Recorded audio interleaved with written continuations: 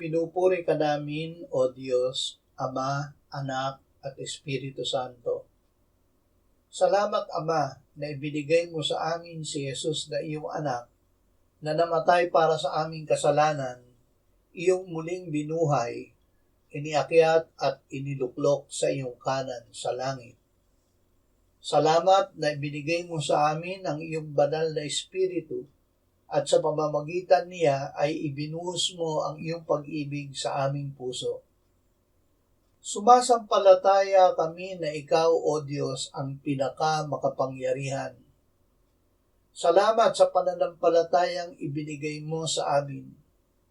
Ang sanlibutan ay nilikha mo sa pamamagitan ng iyong salita, kaya't ang mga bagay na nakikita ay nagmula sa mga bagay na hindi nakikita.